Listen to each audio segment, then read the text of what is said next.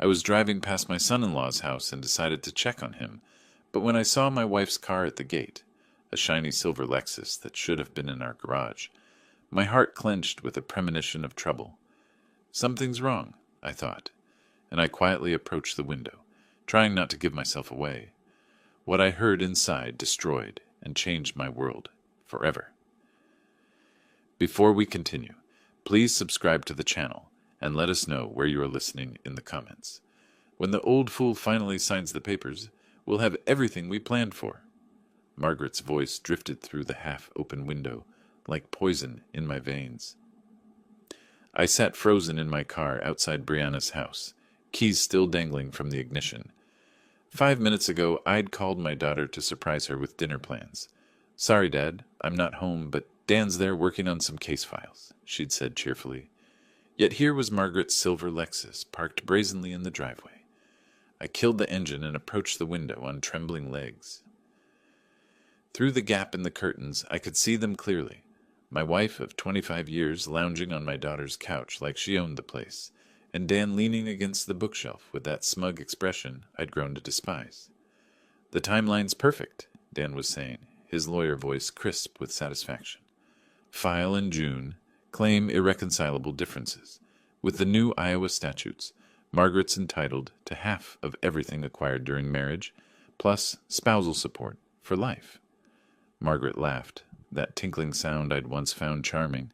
"The construction business alone is worth $12 million. Add the rental properties, the vacation home, investments. We're looking at nearly $20 million total." My hands shook as I fumbled for my phone, hitting record just as Dan continued his legal dissertation. The beautiful part is his trusting nature. Alan has no idea we've been documenting his assets for months. Bank statements, property deeds, business valuations, everything's already copied. He gestured toward a manila folder on the coffee table. He practically handed us the keys to his kingdom.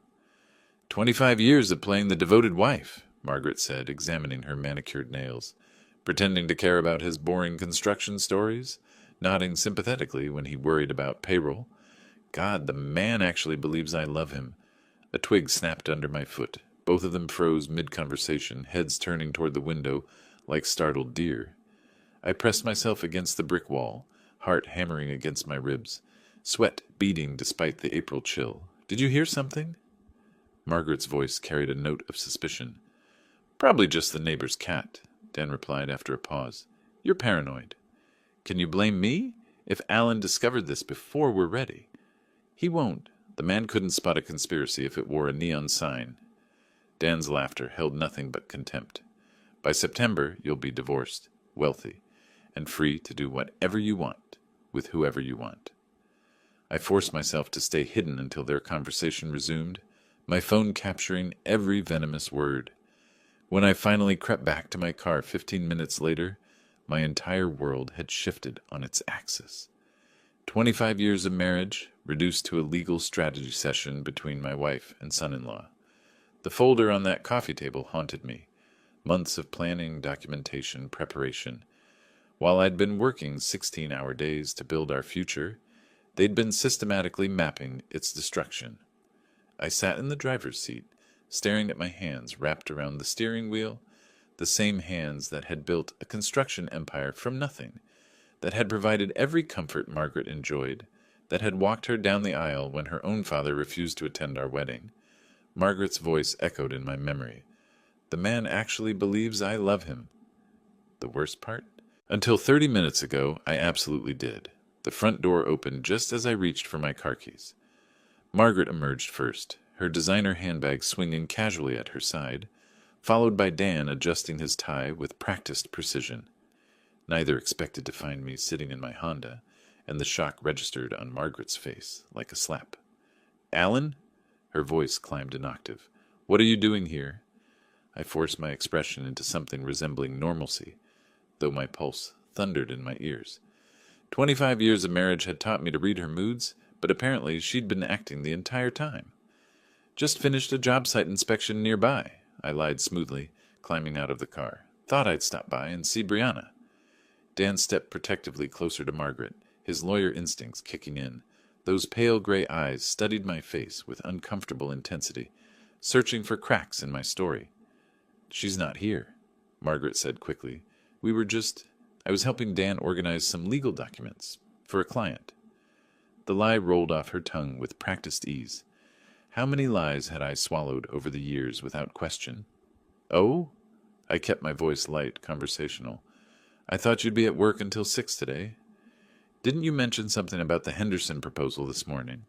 A flicker of panic crossed her features. "I left early. Headache." "Sorry to hear that." I turned to Dan with manufactured friendliness, working on an interesting case. "Asset division," he replied without thinking, then caught himself. "For a divorce client. Very complex financial situation. The irony would have been amusing if it weren't destroying my life." Margaret's eyes darted between Dan and me, calculating. "How long have you been here, Alan?" "Just pulled up. Why?" "No reason." But her smile looked painted on. "You seem tense. Everything okay?" The woman who'd plotted my financial ruin for months was asking about my well-being. I almost laughed. "Long day. You know how it is." I gestured toward Dan. "Don't let me interrupt your work session." "We were just finishing up," Dan said, his hand settling possessively on Margaret's lower back. The gesture seemed automatic. Intimate. How long had that been happening? Good timing, then. I pulled out my phone to check the time, making sure they could see the device. Neither reacted, but I caught Dan's eyes lingering on the screen. I should head home anyway.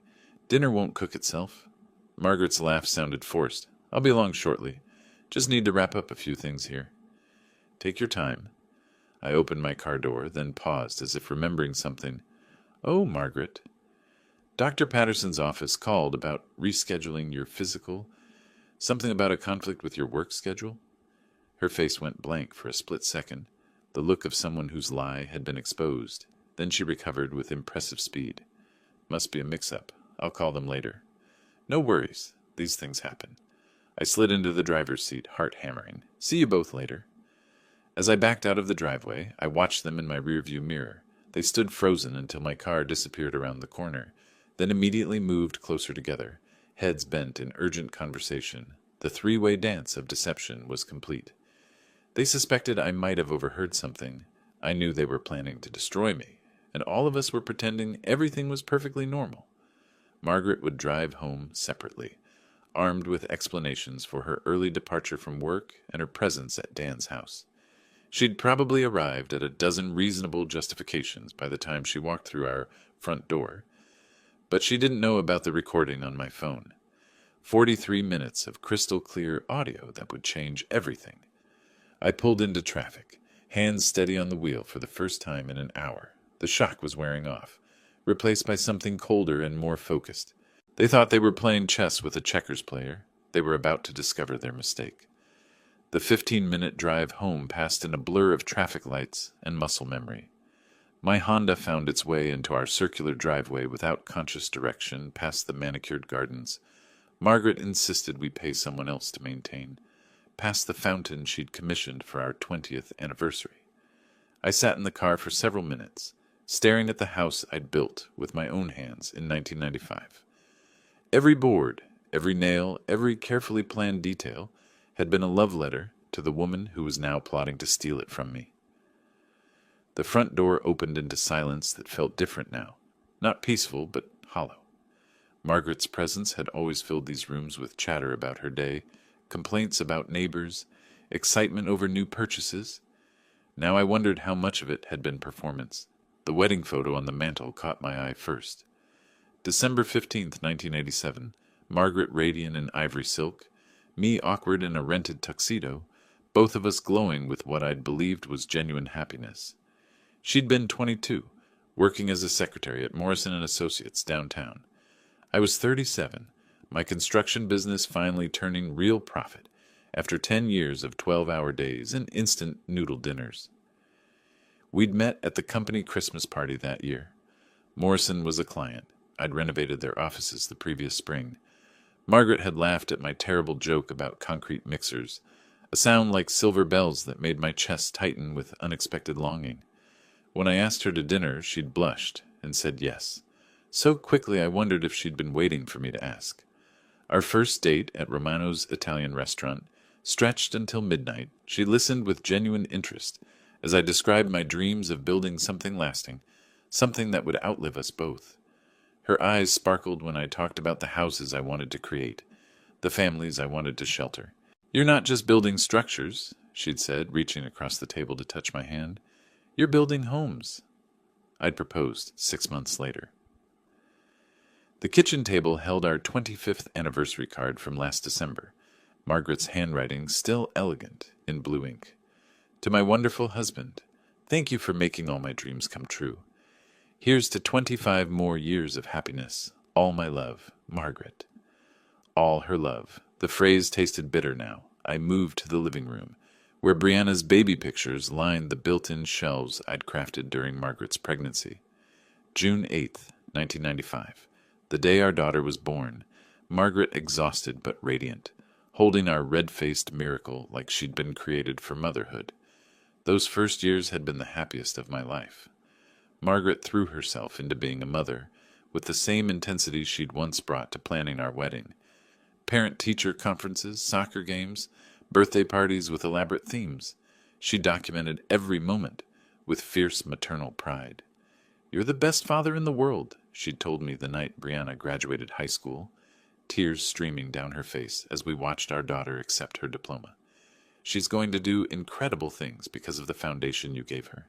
The foundation I gave her. Not we. Had the cracks been showing even then? I sank into my leather recliner, the one Margaret always complained was too ugly for the formal living room, and let the memories wash over me. Our 10th anniversary cruise to Alaska, Margaret genuinely delighted by the glaciers and wildlife.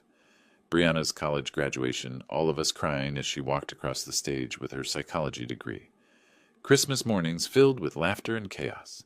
Margaret insisting on elaborate decorations that took weeks to install and one day to dismantle. When had gratitude transformed into entitlement? When had "thank you for providing this life" become "we deserve so much more"? The recording on my phone held the answer. Margaret hadn't loved me in years, possibly decades. Every kiss, every anniversary celebration, every "I love you" whispered in the darkness had been calculated. Manipulation designed to keep me working, earning, building wealth she could eventually claim as her own. 25 years of my life reduced to a legal strategy session. I sat in the growing darkness of our living room, surrounded by the evidence of what I'd believed was a happy marriage, and felt something cold and analytical settling over the grief. Margaret thought she was playing the long game, positioning herself for maximum financial gain while maintaining plausible deniability. She had no idea her husband possessed the same strategic mind that had built a construction empire from nothing. The game was about to change. The living room's silence wrapped around me as I forced myself to think like the businessman I'd always been. When had Margaret's behavior shifted from genuine partnership to calculated positioning? The answer came with uncomfortable clarity. 2020, when Cole Construction landed the Morrison Municipal Center contract. $50 million over 3 years, the largest project in company history. I'd come home that April evening expecting celebration, maybe champagne, definitely the enthusiastic support that had sustained me through every previous milestone. Instead, Margaret had been sitting at the kitchen table with a real estate magazine and a calculator. "This means we can finally afford the house on Elm Street," she'd announced without looking up. "The one with the circular driveway and the pool. The Hendersons are asking $4.2 million. Not congratulations on the achievement. Not pride in the work that would employ 300 people for 3 years.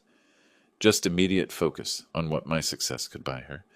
Margaret, I haven't even started the project yet. There's design work, permits, subcontractor negotiations. But the money's guaranteed, right?" She'd finally looked at me then, her green eyes calculating.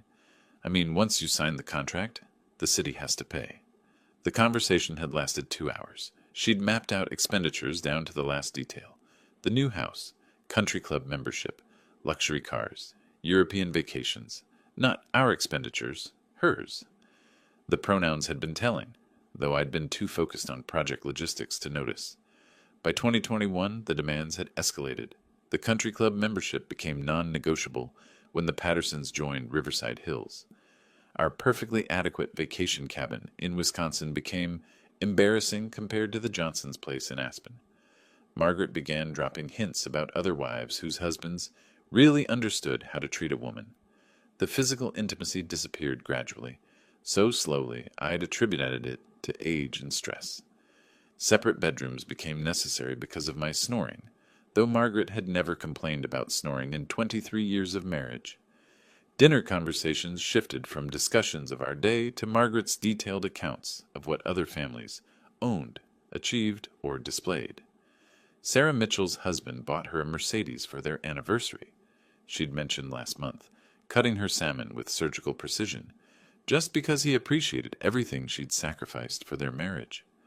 Sacrificed, as if supporting my career while living in luxury had required significant personal loss. The friendship with Dan had intensified after Brianna's wedding in September 2023.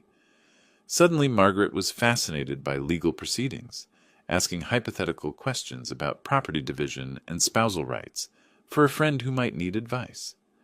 She'd started receiving phone calls that sent her to the other room, claiming they were book club discussions or volunteer committee meetings.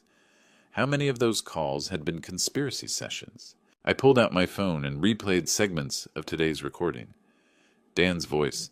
We've been documenting his assets for months. Margaret's laughter.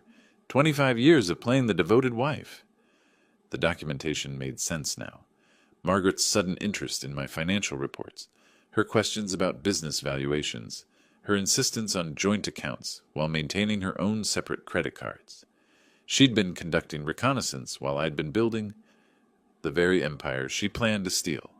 But Margaret had made a crucial error in her strategic planning. She'd underestimated the man who'd built Cole Construction from a single truck and a borrowed tool set. The same analytical mind that had navigated 35 years of construction projects, labor negotiations, and municipal contracts was now focused on a different kind of problem-solving. They thought they were playing chess with someone who didn't know the rules. Margaret had spent months positioning her pieces while assuming I'd never noticed the board. She was about to discover that her husband understood strategy better than she'd ever imagined. I stood up from the recliner and walked to my home office, where files containing 35 years of business records lined built-in shelves. Tax returns, contracts, partnership agreements, property deeds, everything Margaret thought she'd been secretly documenting. But I knew something she didn't. The real assets weren't in those files.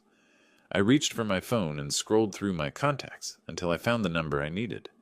Marcus Webb, my accountant, my friend, and the only person who knew about the offshore arrangements I'd established years ago for tax optimization purposes. Time to make a call that would change everything. 3 days of methodical research had transformed my home office into a war room. 2 laptops hummed quietly on the mahogany desk I'd built 15 years ago, their screens displaying bank statements, legal databases, and property records. Yellow legal pads covered every surface, filled with columns labeled assets, weaknesses, timeline, and leverage points. I'd shaved carefully that morning, put on my best navy suit, and slipped on the reading glasses Margaret always said made me look distinguished. Strange how quickly grief could crystallize into strategy when you had 35 years of business experience to draw from. Marcus Webb had been more helpful than I dared hope. 3 offshore accounts I'd established years ago for tax optimization, completely legal, fully documented but invisible to anyone without forensic accounting skills. Margaret's amateur reconnaissance mission had missed the real treasure. She'd been cataloging the visible kingdom while the crown jewels remained hidden in plain sight. But Margaret had been busy too. Her credit card statements told a fascinating story. $47,000 in unauthorized transfers over 8 months, funneled to a joint savings account I'd never opened. The beneficiary name made my jaw clench. Daniel Thompson. They'd been positioning themselves as financial partners long before their divorce conspiracy began. Luxury lunches at Riverside Country Club, $300 spa treatments, designer clothing purchases that coincided suspiciously with her book club meetings. Every expense painted a picture of a woman preparing for a different life. The 8 out of 500 Hermdotter's handbag she'd bought last Tuesday carried particular irony, given that she'd complained about grocery costs just that morning. Dan's vulnerabilities proved even more illuminating. My construction industry contacts had been generous with information about Davenport's most ambitious attorney. The man who planned to steal my fortune was drowning in debt. $180,000 in student loans, an $8,500 monthly office lease chosen for image over prudence, and a growing reputation for cutting ethical corners when payment schedules got tight. Thompson's a sharp lawyer, Jim Morrison from Morrison Concrete had told me over coffee. But he's got champagne tastes on a beer budget. Owes 3 of my subcontractors nearly $25,000 total. Always promises payment next week and then disappears when the bills come due. The State Bar Association's website revealed 2 dismissed ethical complaints in the past year, both involving client fund mismanagement. Dismissed, but documented. In legal circles, even unsuccessful complaints left stains on professional reputations. I leaned back in my leather chair, surveying the intelligence gathered over 72 hours of patient investigation. Margaret and Dan had underestimated their opponent catastrophically. They'd seen a trusting husband who worked long hours and rarely questioned household expenses. They'd failed to recognize the analytical mind that had built Cole Construction from a single truck into a $12 million enterprise. The phone rang, jarring me from my strategic reverie. Brianna's name flashed on the screen. "Hey, sweetheart." I kept my voice warm, normal. "How's your day going?" "Dad, I need to ask you something." Her tone carried the careful neutrality she used with troubled patients. "Is everything okay between you and Mom lately? There's been this weird tension whenever I'm around both of you." My hand tightened on the phone.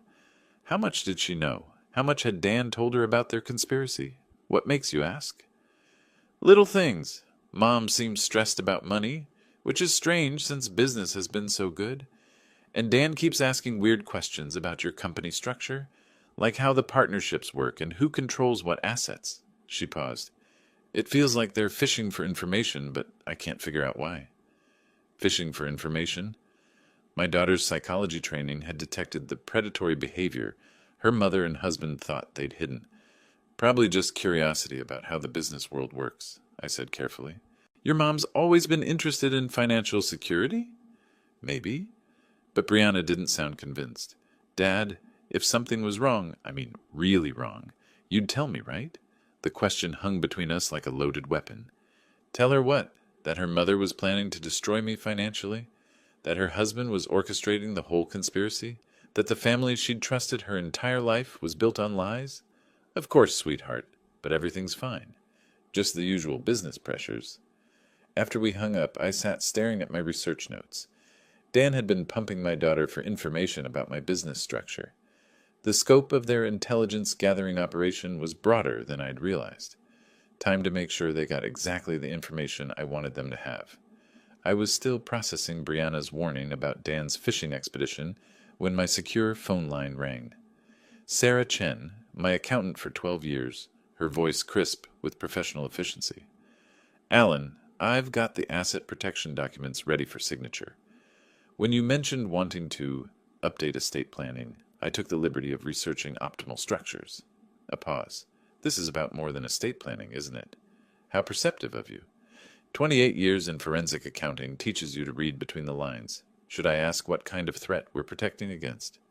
"The domestic variety." Sarah's silence spoke volumes. She'd handled 3 divorces for my construction crew supervisors. She knew the landscape. "I'll have everything ready by noon," she said. "The business assets will be completely insulated from any personal legal action. Whoever's planning to take a run at your personal finances won't even see the real money." By 10 a.m., I was sitting across from Tom Bradley, president of First National Bank and my golf partner for 15 years. The mahogany conference room smelled of coffee and leather, familiar territory where I'd negotiated dozens of construction loans. "Account security review," I said, sliding documents across the polished table. "I need all joint access points verified and temporarily frozen pending identity confirmation." Tom's eyebrows rose slightly. "This is comprehensive, Alan? Every joint account, credit line, and automatic payment system?" "Every single one." "May I ask?" "You may not." But I smiled when I said it. "How long for the security holds to take effect?" "Immediately upon your signature.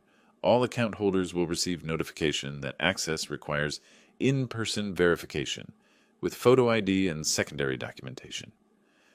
Tom studied my face. This is going to inconvenience Margaret significantly. I'm counting on it. The security holds activated at 11:47 a.m., just as Margaret was sitting down for her weekly lunch at Riverside Country Club with 3 other construction wives. My phone buzzed with the first declined transaction at 12:03 p.m. I was reviewing contractor bids when Margaret's panicked call came at 12:15. Alan, something's wrong with our accounts. My card was declined at lunch, and when I called the bank, they said there's a security hold. Do you know anything about this? Perfect innocence. No mention of the joint account with Dan's name. No acknowledgement of the missing $47,000. No admission that she'd been moving money without my knowledge. Security hold? That sounds serious. Did they say what triggered it? Something about verifying identity and account access? It's embarrassing, Alan. I'm sitting here with Linda and Susan and Janet, and I can't even pay for my own lunch. The distress in her voice was genuine, not because her conspiracy was threatened, but because her social status had been publicly compromised. After 25 years of marriage, I knew Margaret's priorities. I'll call Tom Bradley immediately, I assured her. We'll get this sorted out. But I didn't call Tom. Instead, I drove to the construction site where my crew was pouring foundation for the new medical center. The familiar sounds of machinery and worker voices felt grounding after 3 days of financial warfare. My phone buzzed with text messages throughout the afternoon. Margaret, 1:47 p.m. Still can't access any accounts. This is ridiculous. Margaret, 2:23 p.m. Tom Bradley's secretary says he's in meetings all day. What kind of bank president is too busy for his best customers? Margaret, 3:15 p.m. Even our emergency credit line is frozen. How am I supposed to buy groceries? Each message brought a grim satisfaction. For 25 years, Margaret had taken financial security for granted, while I worked 60-hour weeks to provide it. Now she was experiencing what it felt like when that security vanished without warning. Dan's reaction proved even more interesting. At 4:30 p.m., my private investigator, Mike Rodriguez, called with an update. Thompson tried to access his shared account with your wife 3 times this afternoon. When that failed, he attempted to withdraw funds from what appears to be a trust account, probably your daughter's education fund that he manages. That one's frozen too, per your instructions. His demeanor? Angry phone calls to bank representatives, threats about legal action, demands to speak with management. Classic overconfident attorney discovering his leverage has evaporated. By 6 p.m. I was home, reviewing the day's financial battlefield from my office. Every shared account frozen, every joint credit line suspended, every automatic payment system requiring my personal authorization. Margaret's access to 25 years of accumulated wealth had been reduced to whatever cash she carried in her purse. The security measures were completely legal, a husband protecting marital assets pending estate planning review. Tom Bradley would confirm that standard banking protocols had been followed precisely. But Margaret and Dan would understand the message perfectly. The man they'd planned to financially ambush was no longer playing defense. My phone rang at 6:47 p.m., Margaret's number, but the voice that answered would be desperate now, not manipulative. Time to see how quickly conspirators turned on each other when their plans started crumbling. The after-hours security guard at Thompson & Associates barely looked up as Margaret rushed through the lobby at 7:15 p.m., her heels clicking frantically on the marble floor. I knew this because Mike Rodriguez had positioned himself in the coffee shop across the street with a clear view of the building entrance. The frantic call Margaret had made from our driveway, "Dan, we need to talk immediately. Something's gone terribly wrong," had been loud enough for our next-door neighbor to overhear. Not that Margaret cared about discretion anymore. On the 14th floor, Dan's corner office glowed with emergency session intensity. Through his window, anyone with binoculars could see 2 figures hunched over a conference table covered with documents, their body language screaming crisis management. He knows. Margaret's voice carried through the building's older ventilation system to the accounting firm next door, where Mike's contact maintained an office. Alan knows something, and he's cutting off everything. I couldn't even buy gas for my car. Dan's response was sharp, professional, his litigation voice engaged. The timing isn't coincidental. 3 days ago you said he showed up unexpectedly at Brianna's house, right when we were discussing strategy. He must have overheard something. How much could he have heard? Enough to understand we're not playing around. Papers rustled as Dan reviewed documents.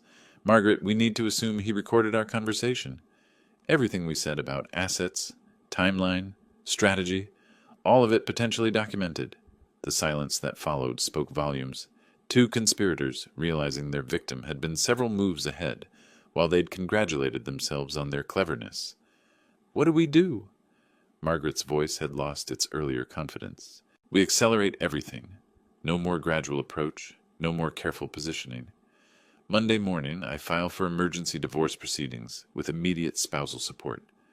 We claim Alan is engaging in financial abuse by restricting your access to marital assets. Financial abuse? Margaret's tone sharpened with interest. That sounds legally compelling, Dan finished. We paint him as a controlling husband who uses money to manipulate and intimidate. The frozen accounts become evidence of his abusive patterns, not defensive strategy. More rustling papers, the sound of a legal mind shifting into full attack mode. I'll need you to document instances of emotional abuse, financial control, intimidation tactics. Think back over your marriage. Anytime Alan made financial decisions without consulting you. Anytime he questioned your spending. Anytime he used money to influence your behavior. That's going to be difficult, Dan. Alan's never been controlling about money. If anything, he's been too generous. Then we reframe generosity as manipulation. His providing for you becomes evidence that he created financial dependency to maintain control. Every gift, every luxury, every comfortable lifestyle choice becomes proof of his systematic isolation strategy. The breathtaking audacity was impressive in its scope. They were planning to weaponize 25 years of Alan's dedication and generosity, twisting every act of love into evidence of abuse. What about Brianna? Margaret asked. She's not going to automatically take my side. Her psychology training makes her skeptical of everything. That's actually perfect. Dan's voice carried the satisfaction of a man who'd found his closing argument. Brianna's hesitation to support you immediately becomes evidence of how thoroughly Alan has manipulated family dynamics. We position her psychology training as something Alan exploited to turn his own daughter against her mother's emotional needs. You want to make our daughter a witness against her father? I want to save your financial future, Margaret. Brianna's professional training means her testimony carries extra weight. If she expresses any concern about family dynamics, we frame it as expert psychological opinion, confirming Alan's manipulative patterns. The plan was elegant in its comprehensive evil. Turn the daughter's professional skepticism into evidence against the father. Reframe every act of love as manipulation. Transform defensive financial protection into proof of abuse. Monday morning, Dan continued, I file for emergency restraining orders preventing further asset movement, immediate spousal support of $15,000 monthly, and temporary exclusive occupancy of the marital home. By Wednesday, we'll have him painted as an abusive husband who needs court supervision to prevent further financial intimidation. And if he fights back, then we escalate. Harassment charges if he contacts you directly, stalking allegations if he investigates our activities, emotional abuse claims if he questions any of our accusations. Dan's voice carried cold satisfaction. The beauty of domestic abuse law is that denial becomes evidence of guilt. The harder he fights, the more controlling he appears. Margaret's laughter held no warmth. Poor Alan, he has no idea what he's unleashed. 25 years of playing the trusting husband. Time to teach him that nice guys finish last. They spent another hour coordinating their stories, establishing secure communication methods, and preparing for what Dan called total legal warfare. Every conversation, every interaction, every financial transaction would be documented as evidence of Alan's systematic abuse pattern. The conspiracy had evolved from simple asset grab to character assassination campaign designed to destroy not just Alan's finances, but his reputation, his relationship with his daughter, and his standing in the community he'd helped build for 3 decades. As Margaret finally left the building at 9:30 p.m., her phone was already buzzing with Dan's first strategic text. Remember, you're not an angry wife anymore. You're a terrified victim finally finding courage to escape your abuser. The war had officially begun. Saturday morning found Margaret and Brianna at Caf Luna, the bistro where they'd shared monthly mother-daughter brunches for 5 years. Margaret had chosen their usual corner table. Intimate, private, perfect for confidential conversations. But this time she'd positioned herself as a woman, seeking her daughter's professional help, rather than maternal support. "Brianna, I need to talk to you about your father." Margaret's voice carried carefully calibrated vulnerability. I think something's wrong with him mentally." Brianna set down her coffee cup with the deliberate precision she used when shifting into therapist mode. "What kind of wrong, Mom?" "Controlling behaviors, paranoid thinking. He's been restricting my access to our accounts, claiming it's for security reasons, but—" Margaret let her voice trail off, allowing her daughter's imagination to fill the blanks. "How long has this been going on?" "Months, maybe longer. I just attributed it to work stress. But yesterday he completely froze me out of every account we share. I couldn't even buy lunch." Brianna leaned forward, her psychological training engaged despite personal involvement. "Mom, financial control can be a form of domestic abuse, but it can also be legitimate financial management during business transitions or legal concerns. What's Dad's explanation?" The question was too direct, too professionally neutral. Margaret had expected emotional support, not clinical analysis. "He claims it's routine account security, but Brianna, I've been married to him for 25 years. This isn't routine. This is punishment for something." "Punishment for what?" Margaret hesitated. How much could she reveal without exposing her own conspiracy? "I think he suspects I've been questioning our marriage. Maybe he's trying to intimidate me into staying." "Mom." Brianna's voice carried the patience of someone who'd spent years treating manipulative patients. "Are you telling me Dad is financially abusing you to prevent divorce, or are you telling me you're considering divorce and Dad is protecting assets?" The distinction cut too close to truth. Margaret shifted tactics. "I'm telling you that your father has been exhibiting concerning behavioral changes, and as a psychologist, I thought you might have insights about what's happening." "As a psychologist, I'd say that major behavioral changes usually have identifiable triggers. What happened 3 days ago that might have caused Dad to suddenly restrict account access?" Margaret's mind raced. Brianna was too well trained to accept emotional manipulation without evidence. Every question revealed the gaps in Margaret's victim narrative. "I don't know what triggered it. That's what scares me." But Brianna was studying her mother's face with clinical detachment, reading micro-expressions and verbal inconsistencies with professional skill. "Mom, are you asking for psychological advice, or are you asking me to take sides in a marital conflict?" The blunt question shattered Margaret's manipulation strategy. Her daughter wasn't going to provide the emotional support that would validate her victim narrative. "I'm asking you to help me understand what's happening to our family. Then I suggest you have an honest conversation with Dad about his concerns, instead of asking me to psychoanalyze him based on your interpretation of his behavior." Margaret left the caf. 20 minutes later, furious at her daughter's professional detachment and worried about the implications. If Brianna refused to automatically support her mother's claims, the victim narrative would collapse under professional scrutiny.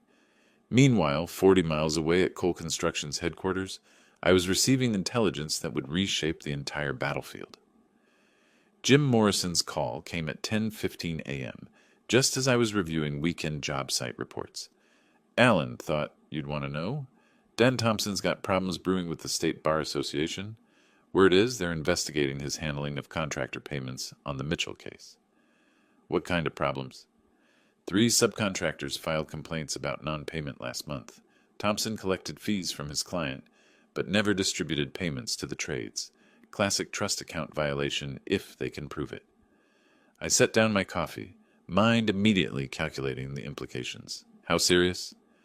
Serious enough that the Bar Association scheduled a hearing for next week. Thompson's scrambling to find $23,000 to make the subcontractors whole before the investigation concludes. $23,000, the exact amount Dan owed according to my research.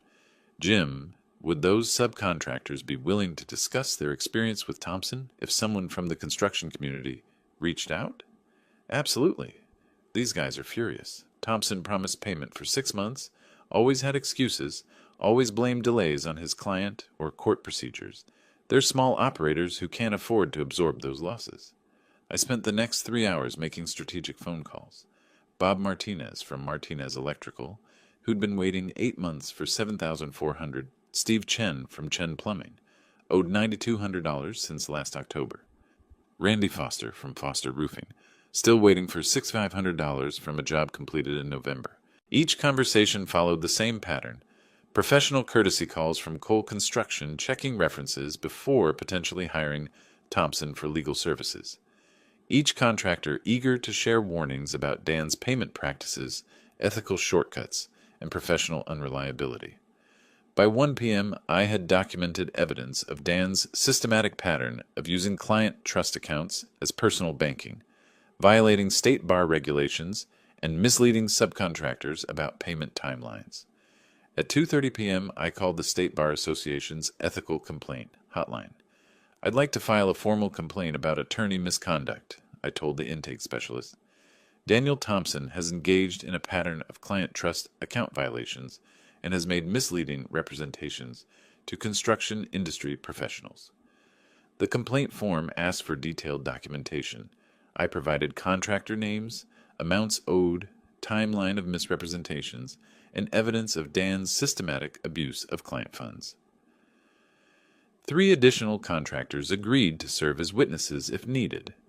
By 4 p.m., Dan's law office was receiving calls from the Bar Association about expedited investigation procedures and mandatory hearing attendance. His professional reputation, the foundation of his conspiracy against me, was now under formal ethical review. At 4:47 p.m., my phone buzzed with a text from Mike Rodriguez. Thompson just left his office carrying 3 boxes of files, heading toward his car. Want me to follow? No need, I typed back. I know exactly where he's going. Dan would be driving straight to Margaret, panic overriding his usual caution. The conspiracy that had begun with confidence and careful planning was about to become a desperate scramble for survival. Let them panic. Let them make mistakes.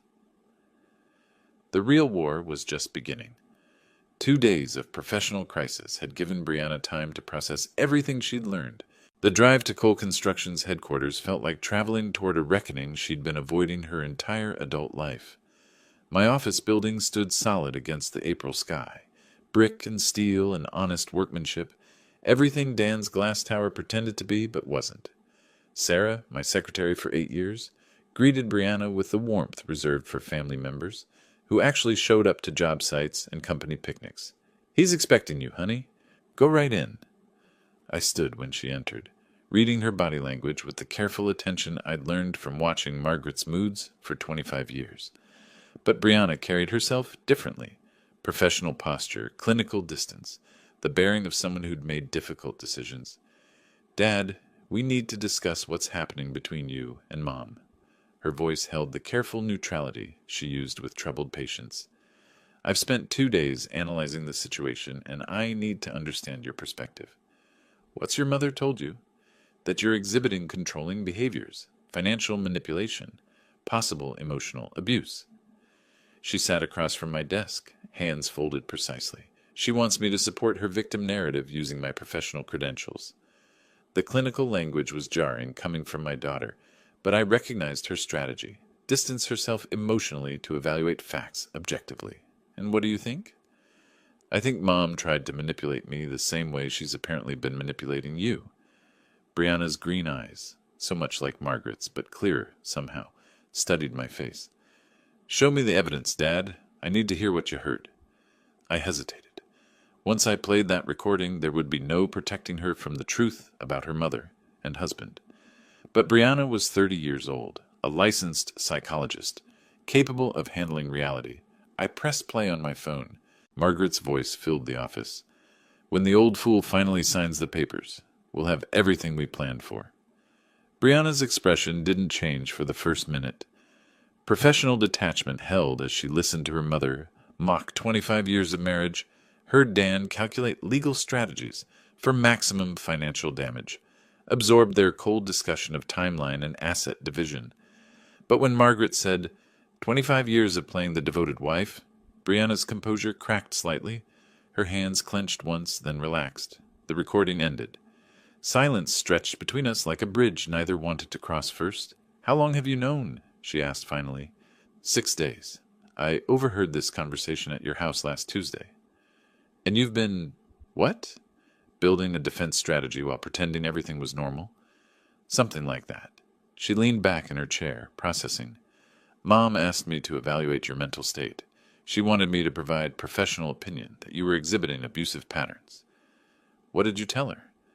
That I couldn't ethically assess someone without proper evaluation, that her claims seemed inconsistent with your established behavioral patterns.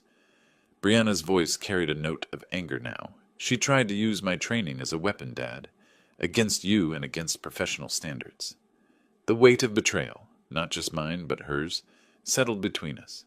I'm sorry you've been dragged into this, sweetheart. I'm not. Her tone sharpened with resolve. I'm glad I know the truth. The question is, what happens now? I studied my daughter's face. Seeing strength I'd helped build, but independence I couldn't control. That's your choice, Brianna. I won't ask you to choose sides. I already have. She stood up. Decision made. I choose truth over family loyalty. I choose evidence over emotion. And I choose to support the parent who didn't try to manipulate my professional ethics. Relief flooded through me, followed immediately by concern. What about Dan? What about him? Her voice went cold. My husband participated in a conspiracy to financially destroy my father while using my psychology practice as cover. That marriage is over. Brianna, Dad, I'm not making this decision in anger. I'm making it based on character assessment and behavioral evidence. She moved toward the door, then paused. I'll testify honestly about family dynamics, if needed, but I won't be anyone's weapon, including yours. I understand. Good, because there's one more thing I need to do. She left my office with the determined stride of someone who'd found moral clarity in a situation designed to destroy it. 20 minutes later, she'd be walking into her own home to confront the man who'd betrayed not just me, but the professional ethics she'd spent years building. I sat alone in my office, surrounded by the evidence of 35 years of honest work, and felt something I hadn't experienced since this nightmare began. Hope that truth might actually matter. Brianna's key turned in the lock at 7:30 p.m., and Dan's startled expression revealed he hadn't expected her home early. He sprawled on our living room couch, legal documents scattered across the coffee table, a half-empty whiskey bottle within reach. We need to talk, I announced, setting my purse down with deliberate precision. Rough day? He didn't look up from whatever case file he was pretending to review. The Barrett deposition got postponed again. I know about the conspiracy, Dan. His head snapped up. The careful lawyer's mask slipped, revealing something desperate underneath. What conspiracy? The one where you and my mother planned to financially destroy my father, while using my psychology credentials to support false abuse allegations. I remained standing, maintaining advantage. I heard the recording. Every word. He set down his whiskey glass with exaggerated calm. Brianna, I think you're misunderstanding. 25 years of playing the devoted wife. Sound familiar? The color drained from his face. Dan Thompson, who could argue cases before the state Supreme Court, suddenly looked like a man watching his world collapse. How much did you hear? Everything. Asset division strategy, timeline, your fee calculation, Mom's performance reviews. I sat across from him, maintaining professional distance. Was our entire marriage part of this plan?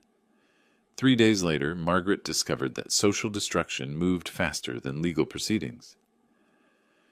The Riverside Country Club's dining room buzzed with Saturday brunch conversation, but clusters of women fell silent as she approached their tables. Linda Patterson, her bridge partner for 5 years, became fascinated by her eggs, Benedict, when Margaret stopped to say hello.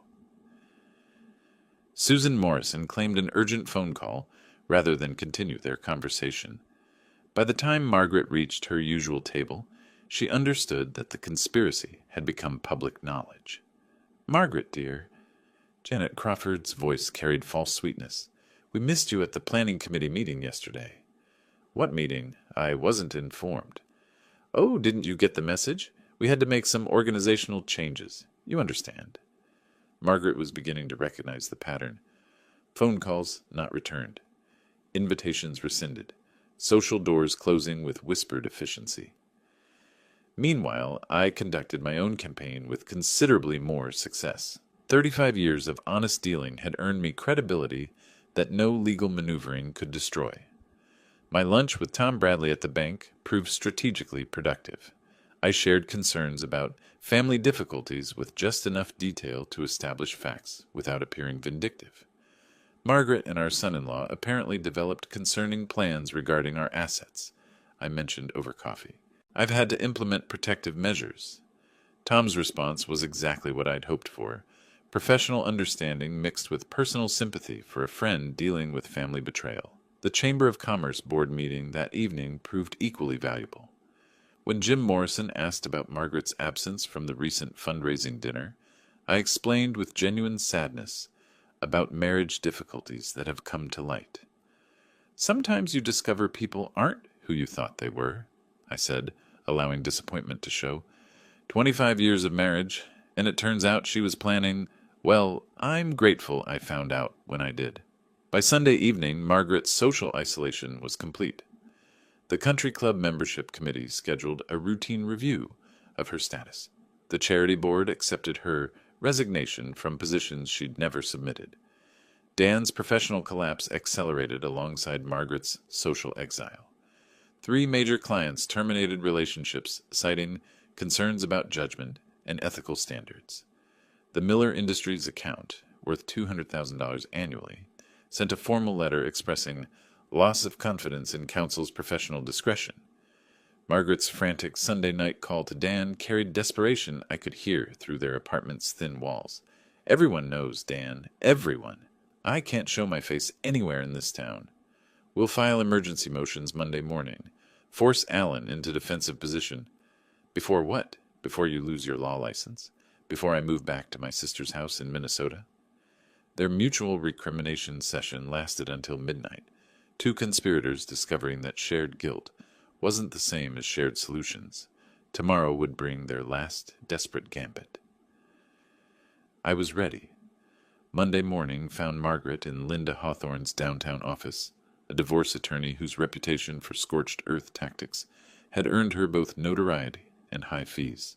The glass conference room overlooked the courthouse where Margaret hoped to destroy me, but the lawyer's expression suggested limited optimism. Mrs. Cole, I've reviewed your materials.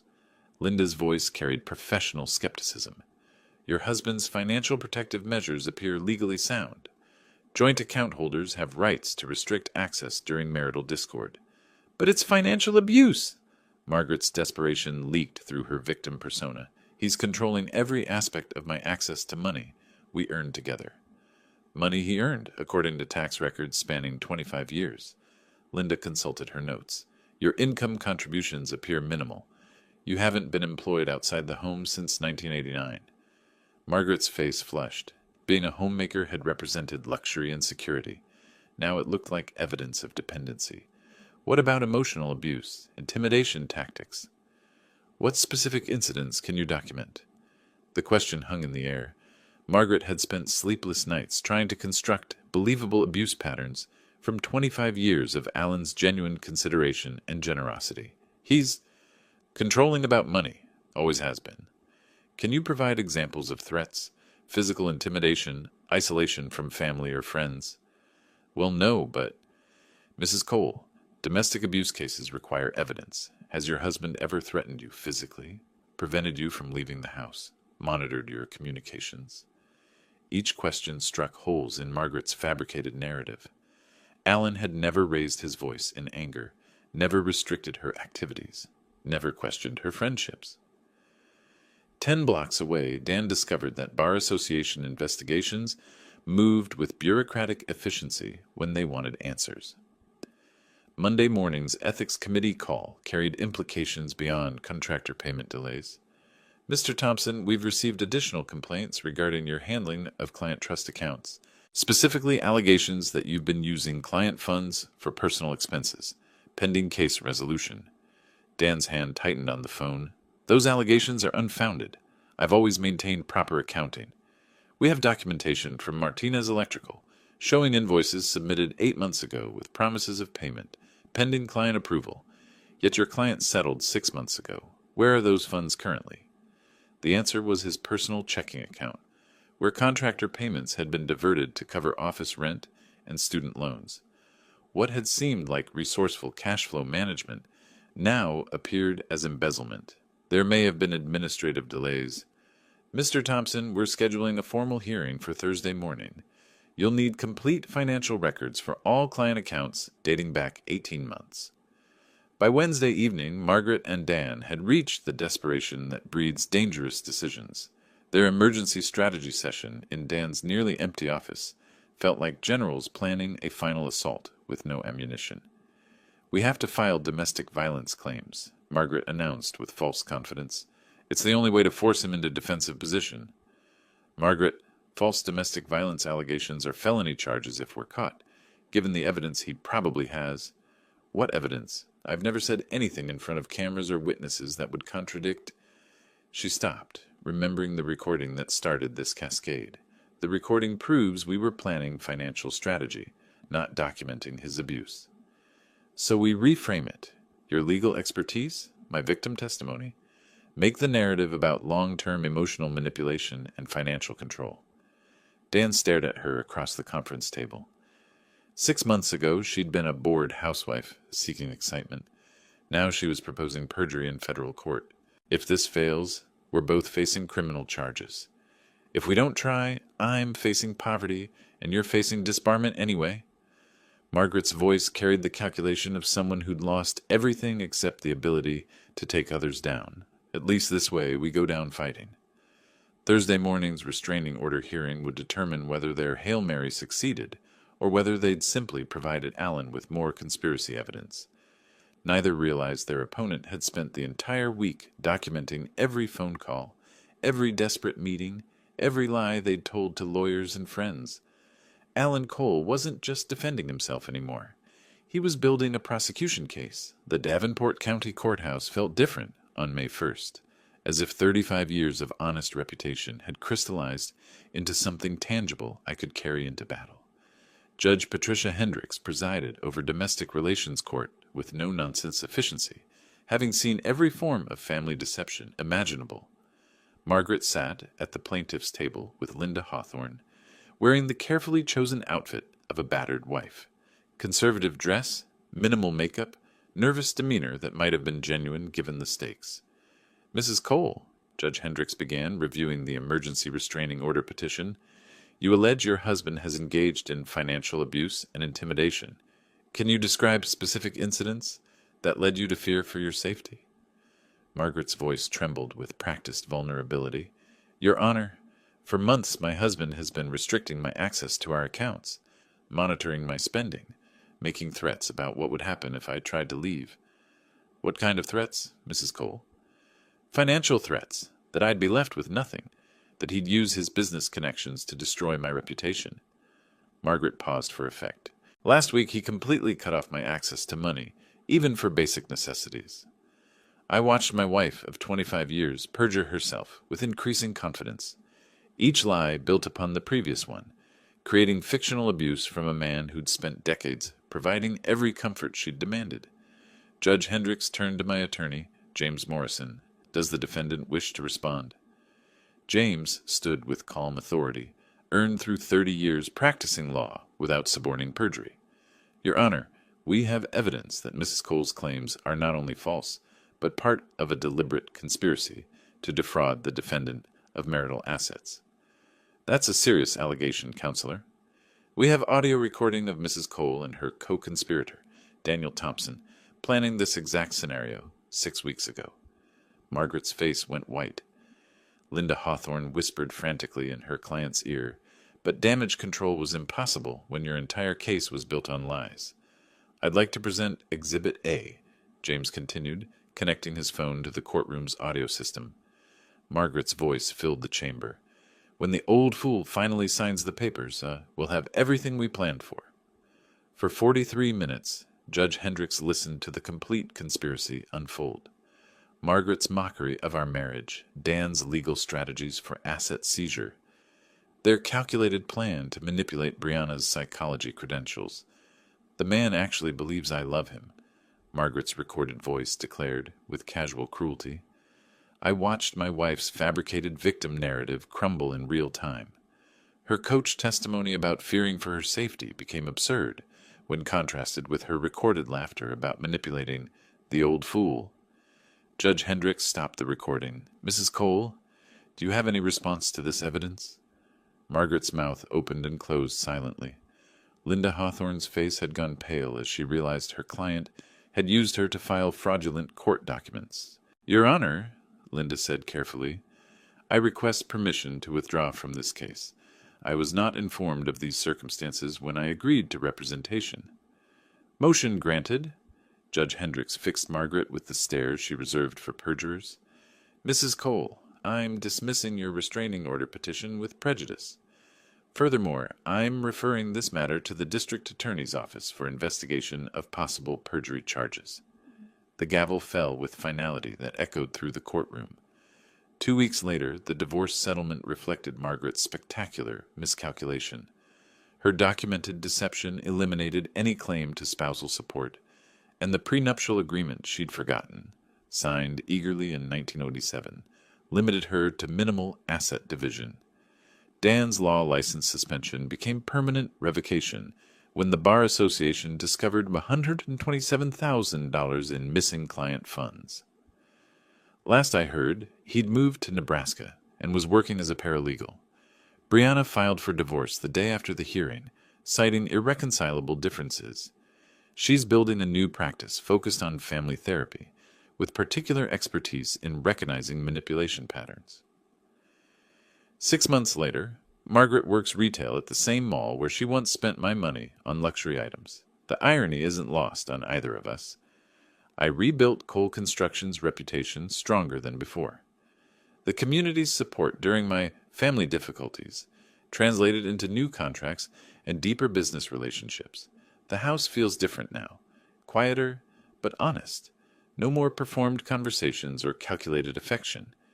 Just the sound of rain on windows I built with my own hands, in a home that's finally mine again. Margaret had been right about one thing. I really had believed she loved me.